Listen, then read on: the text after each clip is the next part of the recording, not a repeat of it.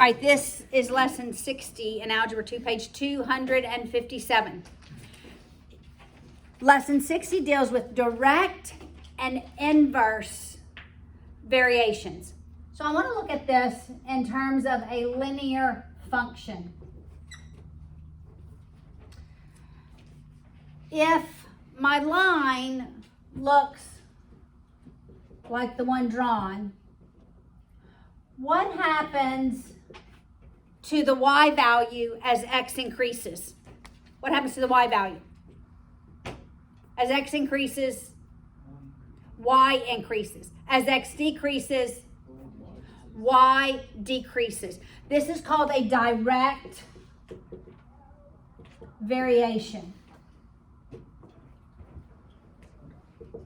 When one value increases, the other value increases. When you have a positive slope, that means your x and your y values are directly related. There is some way that they're related. And the way that they're related is the slope. The slope dictates how they are related. If I have a linear function that looks like that, then what happens to y as x increases? It decreases. As x increases, y decreases. As x decreases, y increases.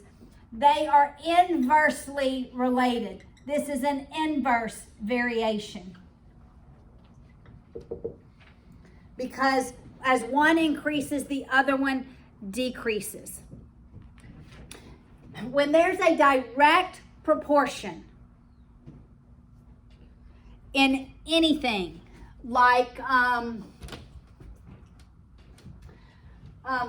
this would be a direct proportion. For some of us, this might be a direct proportion.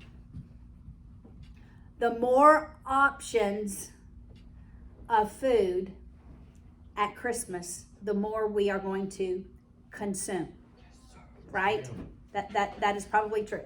All right, so here is your direct, or boys and girls. Maybe really this grade is about the same, right? In terms of boys and girls. So if boys and girls, what? Okay, well, I'll think of something else. Okay, we won't use boys and girls. Your book uses boys and girls a lot, okay? Let's say,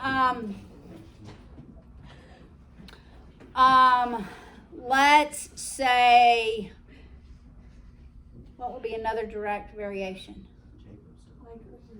What? Doubling a recipe? Yeah. Okay. I don't know. Food is always an option. Food is always an option. Okay, we're going to say food is directly related to the amount consumed. We're going to call that a direct relationship, okay? So here would be your equation for a direct relationship. The amount of food is directly related to the amount we consume, with this K being your ratio, your multiplier. It is your constant. K is your constant. We always use K as a constant, okay? So as food, as the amount you consume goes up, then the amount of food available goes up. As the amount of food goes up, food options, then the amount you consume goes up. And how much does it go up? By K. By whatever K is. All right? Now I can think of an inverse relationship, like the price of something, okay? Inverse would be price, and we'll have to write price, and not the amount sold, the amount sold. I almost was going to say purchased, okay? Because as the price goes up, the fewer items that are sold, right? But as the price goes down, then they probably sell more items. So they are inversely related. Here is what that equation would look like. so that your constant is in the numerator. This is your constant rate of variation.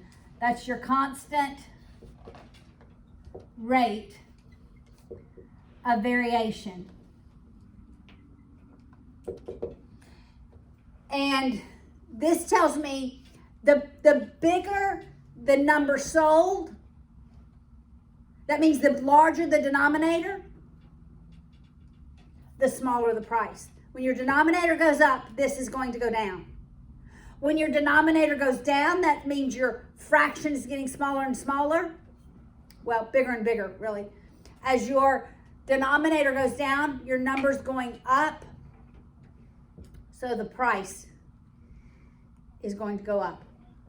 So they're inversely related. That means they go in opposite directions.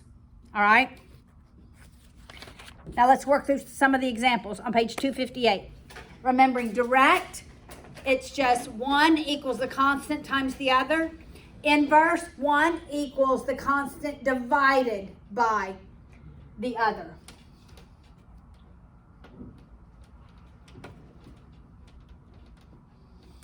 All right, so look at example 60.1. The number of boys in every classroom of a school varies directly as the number of girls. Write the equation down. Boys vary directly to girls. Direct means it's the constant times the girls, okay? In one room, there are 8 boys and 2 girls. In one room, there are 8 boys and 2 girls. If there are 5 girls in another room, how many boys? So we're always going to be given, it's almost like our PV over PV over T equals PV over T, and you were solving for one of the variables. They're giving you one set of numbers for you to be able to calculate the rate of variation, your constant. Yep. Is there 20 boys in the room? Well, I haven't gotten there yet, but thank you.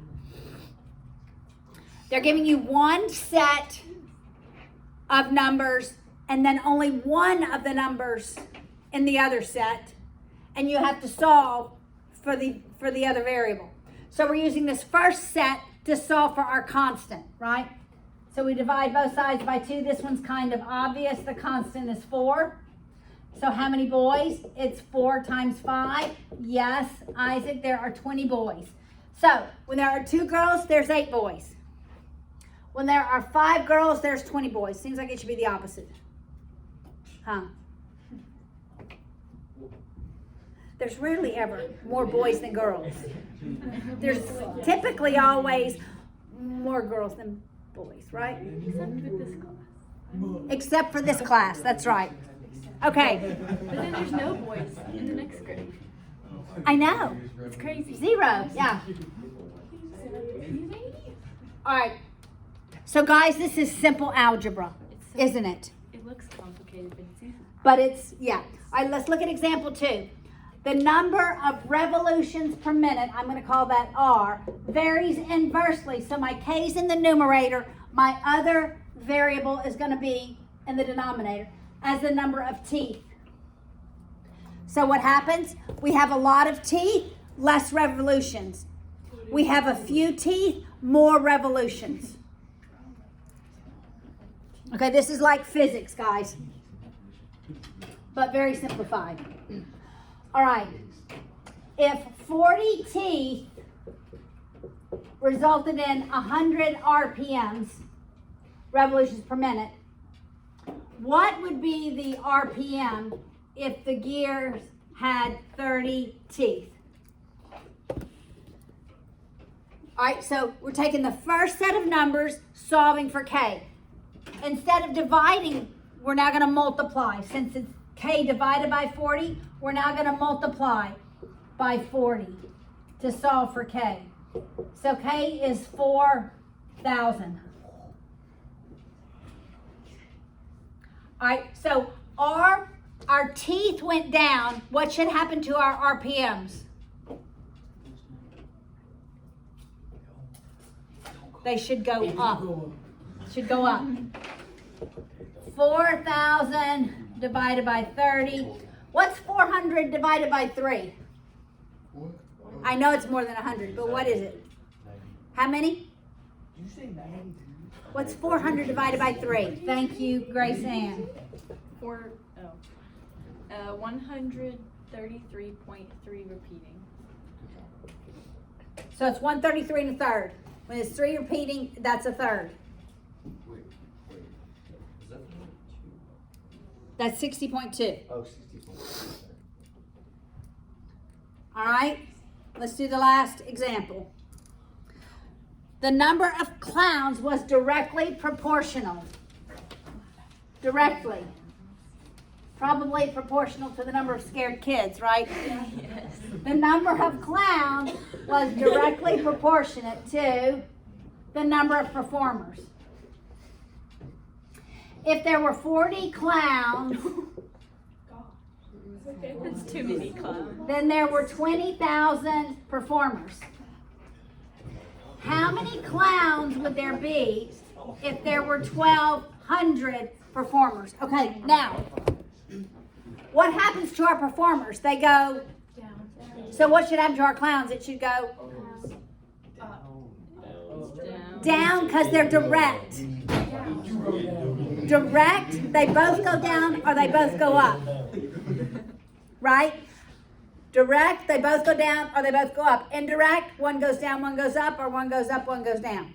Right? All right, so we divide both sides by 20,000 to solve for the constant. What's the constant? What's 4 divided by 2,000?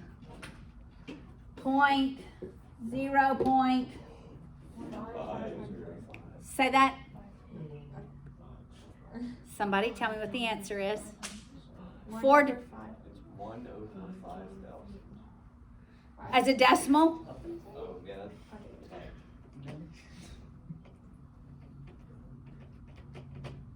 1/500. As a decimal.